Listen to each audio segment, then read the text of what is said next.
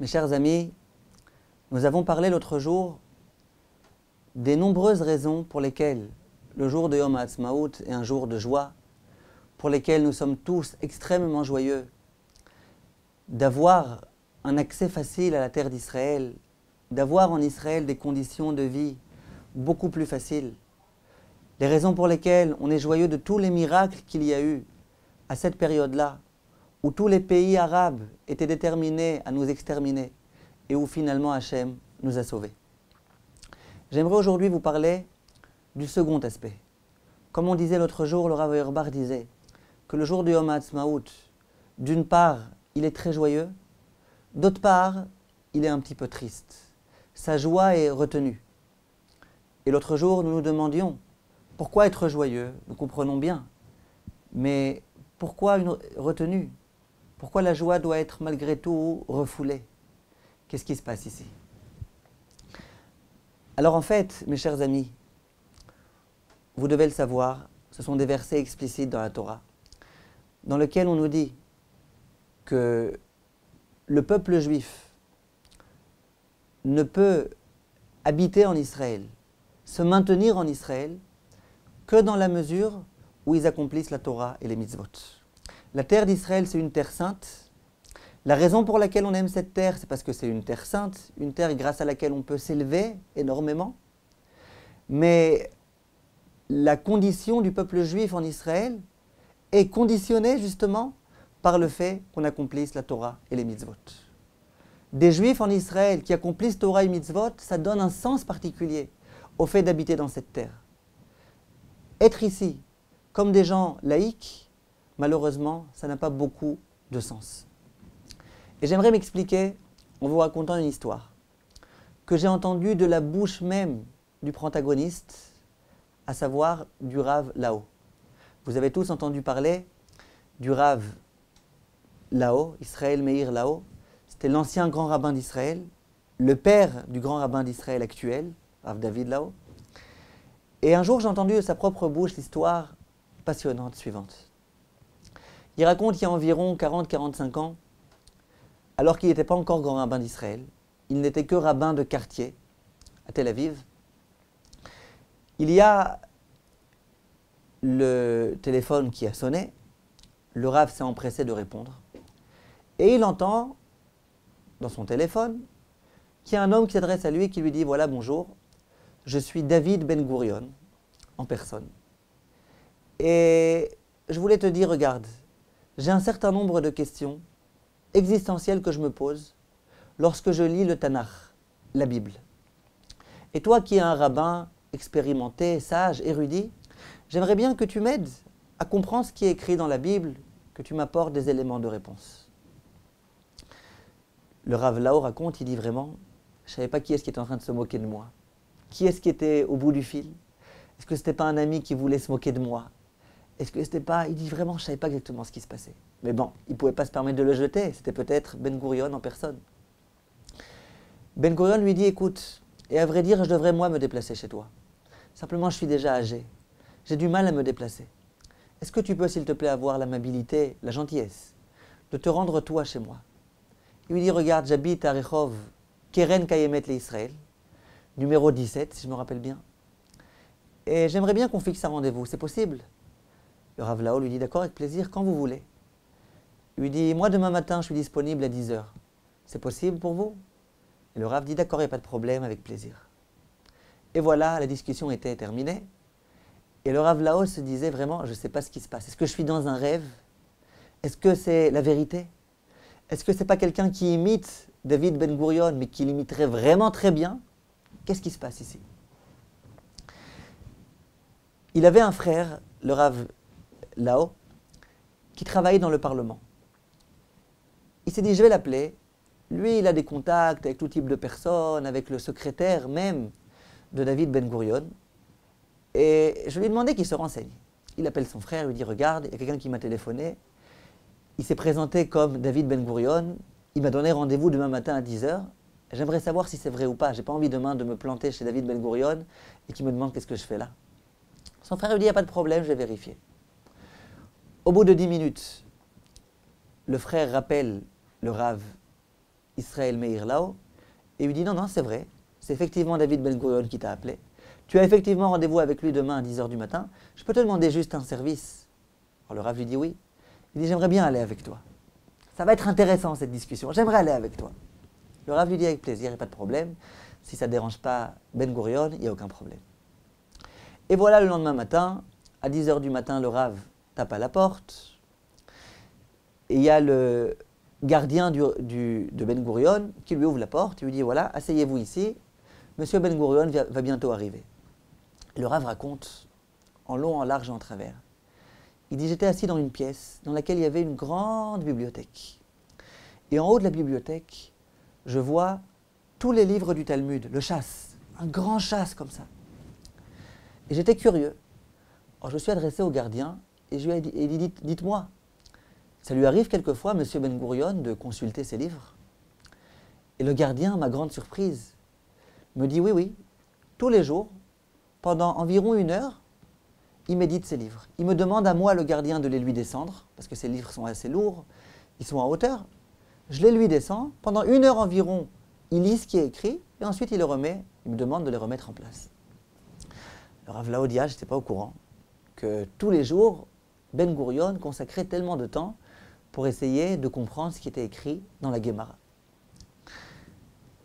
Voilà que M. Ben Gurion arrive avec un livre de la Bible et il ouvre l'un des premiers versets de Bereshit, de la Genèse. Et il dit au Rav, voilà Rav, merci d'être venu, regardez le verset qui est écrit ici, je ne comprends pas exactement ce qui est écrit. Et il commence à lui expliquer quelle était sa question. Et le Rav, bien évidemment, très érudit en Torah, commence à lui répondre. Dit le Rav Lao, ça a pris 3 heures. Pendant 3 heures, je lui ai répondu, il m'a posé d'autres questions qui étaient sous-jacentes à celle-ci, on a discuté, etc. C'était vraiment passionnant et ça a pris 3 heures. Alors, vous vous imaginez bien qu'au bout de ces 3 heures-là, il n'avait plus beaucoup de temps et j'ai dû partir. Il m'avait dit qu'il avait plusieurs questions. Moi, j'ai entendu que la première. La seconde, je ne sais pas c'était laquelle. En tous les cas, on a passé un bon moment ensemble. Avant de s'en aller, dit le Rav Lao, je me suis adressé à M. Ben Gurion et je lui ai dit, dites-moi avant que je m'en aille, j'aimerais vous poser une question. Est-ce que vous êtes d'accord? Et lui, il dit, bien sûr, regardez, vous, maintenant c'est moi qui vous ai posé une question, si je peux maintenant vous répondre moi, avec plaisir. Quelle est votre question? Dit le Rav Lao, écoutez, j'ai entendu dire de vous quelque chose. On le dit en votre nom. Moi, je l'ai entendu de la bouche de mon Rav à moi. Il dit, je ne sais pas si c'est vrai ou pas. Bon, bien sûr, si mon Rav me l'a dit, c'est que c'est vrai. Mais j'aurais vraiment aimé l'entendre de votre propre bouche. Je vais vous dire exactement ce qu'on m'a raconté. Et il dit, d'ailleurs, j'ai déjà raconté ça à plein de gens, en faisant confiance à mon Rav. Mais j'aimerais entendre de votre propre bouche que ce qu'on dit en votre nom est effectivement vrai. Alors vous imaginez bien qu'il était dans le suspense, Ben Gurion. Et il lui dit, bien sûr, dis-moi quelle est ta question. Alors il dit, regardez, mon Rav, qui s'appelle le Rav Katzelen Bogen, Raphaël, m'a raconté la chose suivante. Il paraît qu'il y a eu un jour, avant la création de l'État d'Israël, il y a eu une grande réunion dans laquelle il y avait toi d'une part, d'autre part il y avait les représentants arabes et il y avait aussi les représentants britanniques. Et chacun d'entre vous, lors de cette grande réunion, a fait un discours. Et vous, il paraît que vous avez fait un discours de 3 heures. Il paraît que vous aviez la Bible dans votre main et que c'était un long discours de 3 heures. Ben Gurion dit oui, jusqu'à présent tout est vrai. Il dit ensuite, vous avez fini le discours. Immédiatement, tous les journalistes se sont rués vers les cabines téléphoniques. À l'époque, il n'y avait pas de portable. À l'époque, il n'y avait que les cabines téléphoniques. Il fallait se dépêcher pour pouvoir raconter ce qui s'est passé, ce qui a été dit. C'était dans le Migrash Haroussim, en Israël. Et suite à votre discours, il paraît qu'il y a quelqu'un qui est venu s'adresser à vous et qui vous a posé la question suivante. Il vous a dit, Monsieur Ben Gurion, de quelle ville vous venez? Vous lui avez répondu, la ville dont vous êtes d'origine.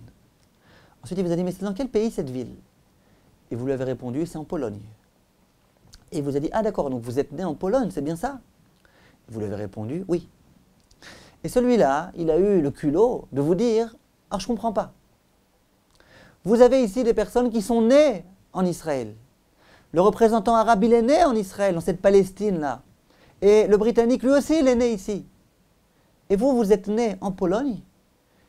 Et vous pensez que cette terre vous revient à vous. Vous voulez chasser les autres. Comment vous pouvez revendiquer une terre alors que vous n'êtes même pas né ici? Eux encore, ils sont nés là. Ils peuvent dire que c'est leur terre. Ils peuvent essayer de se l'octroyer, mais toi? À ce moment-là, il paraît que vous étiez désarçonné. Vous ne saviez pas quoi lui dire. Et d'un coup, vous aviez devant vous le Tanakh. Vous avez brandi le Tanakh comme ça, en lui disant, mais dans notre Tanakh, c'est écrit que c'est la terre promise à Abraham, à Yitzhak et à Yaakov. Dans le Tanakh, c'est écrit que c'est notre terre. Alors moi, je viens de Pologne, mais écrit dans le Tanakh que c'est la terre qui a été promise à nos ancêtres. Demande le Rav Lao, est-ce que c'est vrai? Et Ben Gurion lui dit, oui, c'est vrai, exactement vrai. Ce que ton Rav t'a dit, mot pour mot, c'est ce qui s'est passé. Simplement que c'était en anglais, tout ça. Ben Gurion a répondu en anglais à cette personne qui lui a posé les questions en anglais. Mais à part ça, tout est vrai. Le Rav Lao dit, à ce moment-là, j'ai osé lui poser une question.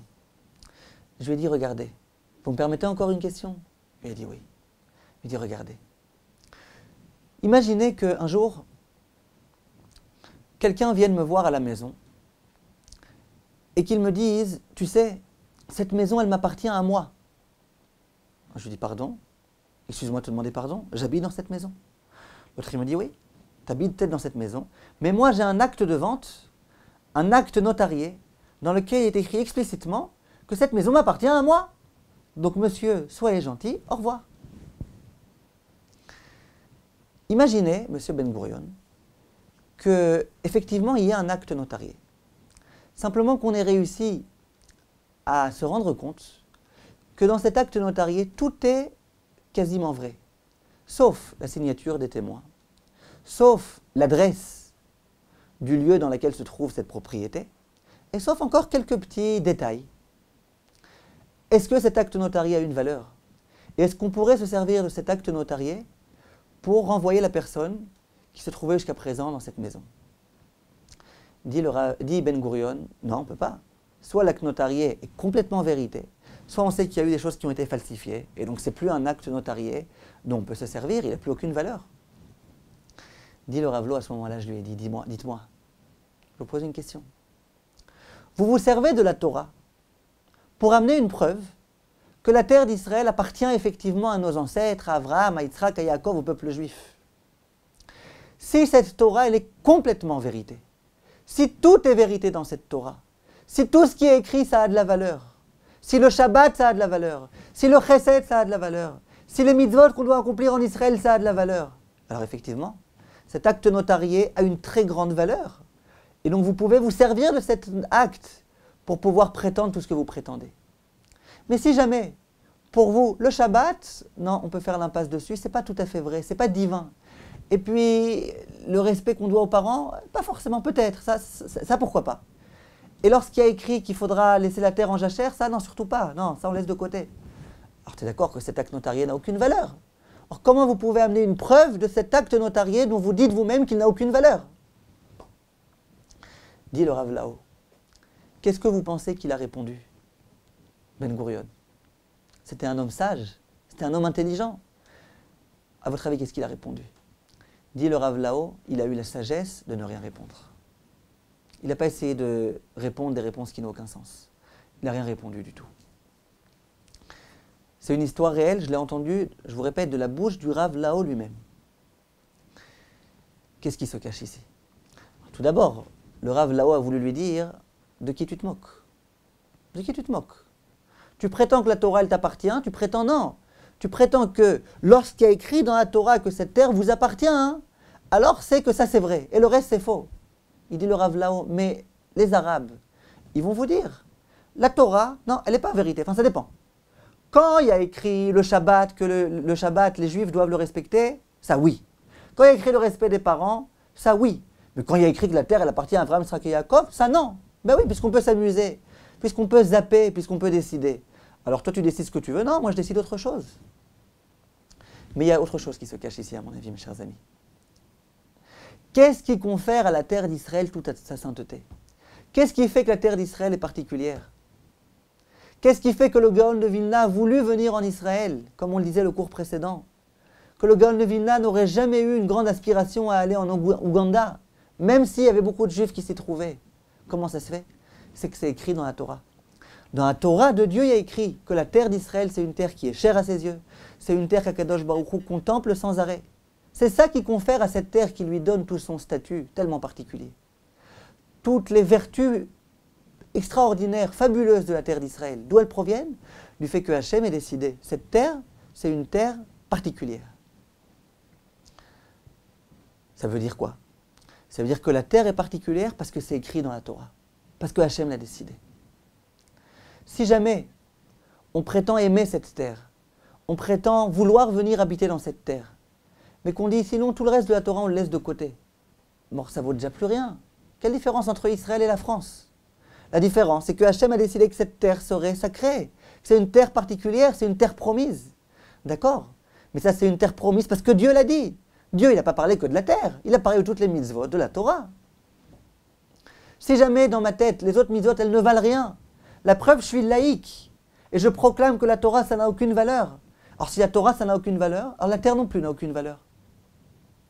C'est ça, entre autres, que le Rav a voulu dire, à mon avis, à ce monsieur. Il faut savoir, mes chers amis, que la raison pour laquelle, ce jour-là, malgré tout, notre joie n'est pas entière, elle ne peut pas complètement se manifester, c'est pour cette raison-là. Dans cette terre d'Israël, il y a des gens comme Ben Gurion et autres, qui ont décidé que cette terre, ce serait une terre laïque. Une terre anti-Dieu, une terre anti-Torah. Ce jour-là, où il y a eu la proclamation de l'indépendance de l'État d'Israël, il n'y a pas eu que ça. Il y a eu aussi une proclamation, Dieu, ciao, on ne veut plus de toi dans cette terre. On veut faire ce qu'on veut. On veut que la Torah n'ait plus son mot à dire. On veut vraiment faire ce qu'on a envie. Est-ce qu'on peut, nous, un tel jour, se réjouir pleinement? On ne peut pas. Le jour où on a mis une claque à la figure d'Hachem, Kaviachol, ce jour-là, on peut être joyeux complètement. On ne peut pas. Alors bien sûr qu'on est joyeux parce que malgré tout, on a la terre d'Israël, on peut s'y trouver, on peut accomplir des mitzvot, il y a tellement d'yeshivot. Mais il ne faut pas oublier que ce jour-là, il y a une claque qui a été donnée à Akadosh Baruch Hu. Ce jour-là, il y a des gens qui ont osé dire Dieu, au revoir. Tu as fait plein de miracles pour qu'on puisse avoir cette terre-là, maintenant, ciao, on ne veut plus de toi. Et ça doit nous révolter. On ne peut pas être joyeux un jour pareil, on ne peut pas être complètement joyeux. Et puis, en Israël, dans les premières années, combien il y a eu de choses qui ont été faites, établies, de sorte à faire oublier toute la religion des Juifs. Combien il y a de Juifs qui, alors qu'ils étaient à l'étranger, ils étaient entre eux comme ça, dans des ghettos, et ils accomplissaient tous les mitzvot de la façon la meilleure possible. D'un coup, ils sont arrivés en Israël, ils se sont complètement assimilés. S'ils étaient restés à l'étranger, visiblement, ils ne se seraient pas assimilés. Ensuite, on laisse aux historiens donner leur avis. Est-ce que c'est le fait qu'ils soient venus en Israël qui a fait qu'ils se sont assimilés ou pas? Mais en tous les cas, rien n'était pour contribuer et développer la religion, l'amour d'Hachem en Israël, tout le contraire. Tout a été fait pour que les gens disent au revoir à Hachem. Un tel jour, on a effectivement beaucoup de mal. À d'une part, devoir être joyeux, devoir peut-être, d'après certains, dire le Hallel, certainement sans bracha, ça c'est sûr, mais en tous les cas, se sentir joyeux, et d'autre part, être triste de l'affront qui a été fait à Kadosh Baruch Hu, qui est notre Père, de l'affront qui a été fait à cette terre, qui n'est pas indifférente, qui est sensible, et qui a été galvaudée. L'année dernière, à cette même époque, le Rav Ovadia Yosef, Zecher Tzadik Livracha, qui était encore en vie, était en deuil. Il avait perdu son fils, le Rav Yaakov Yosef. Son fils était une perle précieuse qui avait quitté ce monde après beaucoup d'épreuves, une grave maladie.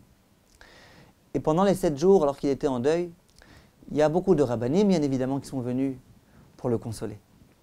Entre autres, il y a le Rav Bakshi Doron, l'ancien grand rabbin d'Israël, qui a été pour lui rendre visite et essayer de le consoler. Le fils du Rav Bakshi Doron était présent avec lui et il m'a raconté mot pour mot ce qui s'est passé là-bas. Il me dit, mon père, le Rav Bakshi, est venu pour essayer de consoler le Rav. Le Rav était en train de pleurer. Pendant quelques instants, il a parlé un petit peu de son fils. Et d'un coup, il a complètement dévié de sujet. Et il a dit, quand sera-t-il du monde des yeshivot en Israël? Quand sera-t-il du monde des yeshivot en Israël? Il y a tellement de gens ici en Israël qui souhaitent bafouer la Torah, qui souhaitent détruire la Torah, qui souhaitent éliminer la Torah. Quand sera-t-il du monde des yeshivot en Israël? Est-ce que les yeshivot vont se maintenir ou pas? Imaginez-vous, un Rav, géant de la Torah, qui vient de perdre son fils, un fils qui lui était cher. Un Rav qui est sensible, pour ceux qui connaissent le Rav Ovadia Yosef, c'est un Rav très sensible. On vient pendant les Shiva, pendant les 7 jours, c'est encore tout frais pour le consoler. Il devrait parler que de son fils. Simplement non. Son fils, effectivement, ça lui tenait à cœur qu'il soit décédé. Simplement, bon, Baruch Hashem, il avait bien vécu. Il a fait des grandes choses dans sa vie.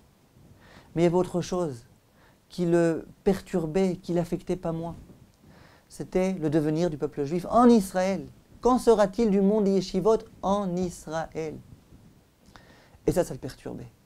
Et le Rav Ovadia, à cette période-là, l'année dernière, il pleurait aussi pour cette raison-là. Comment peut-on, nous, être joyeux? On vient le jour de Yom Ha'atzmaut et on n'est que joyeux. Comment est-ce possible? Le Rav Ovadia est triste. Le Rav Ovadia est inquiet. On est tous inquiets. Ça, c'est encore l'année dernière. Pendant toute cette année, combien de malheurs il y a dans cette Médina en Israël? Combien il y a de mécréants qui veulent, qui n'ont qu'une aspiration, c'est de rendre tout Eretz Israël complètement laïque. Qu'il n'y ait plus de Torah, qu'il n'y ait plus de Rabbanim, qu'il n'y ait plus rien du tout.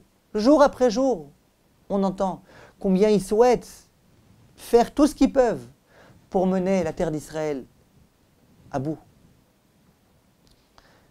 Et nous, on voudrait être que religieux, que joyeux, excusez-moi, que joyeux ce jour-là, un tel jour, on ne peut pas. C'est la raison pour laquelle le Rav Auerbach disait, le jour de Yom Ha'atzmaut, d'une part je suis très joyeux, j'ai un œil qui manifeste cette joie, d'autre part j'ai un œil qui pleure. Ma joie n'est pas complète ce jour-là. Ma joie n'est pas complète, on a maintenant bien compris pourquoi. Notre joie sera complète le jour où on pourra, en Eretz Israël, profiter de la terre d'Israël pour pouvoir progresser en Torah, en Yirat Shamayim. Le jour où il y aura le Mashiach, le jour où on pourra tous se rendre dans cette terre-là, pour pouvoir se réaliser pleinement et parfaitement, dans cette terre qui est la terre promise, dans cette terre dans laquelle on peut vraiment, tellement facilement se rapprocher d'Hachem. Ce jour-là, on pourrait être complètement joyeux. Voilà, alors, Kol Tov, mes chers amis, à bientôt. Et n'oubliez pas d'essayer de jouer ce jeu. Psychologique, pas facile. Ne pas vous laisser avoir par ceux qui vous diront que c'est un jour qui n'est que joyeux. On ne peut pas malheureusement être joyeux le jour où notre Père a été tellement méprisé. Mais méfiez-vous aussi des gens qui vous disent qu'il faut être que triste ce jour-là. On ne peut pas être que triste. Le jour où Baruch Hashem, on a pu avoir la terre d'Israël, on peut maintenant accéder à Eretz Israël, on peut maintenant accomplir les mitzvot de façon facile, entre guillemets, relativement. Voilà mes chers amis, à très bientôt et Kol Tov, merci de votre attention.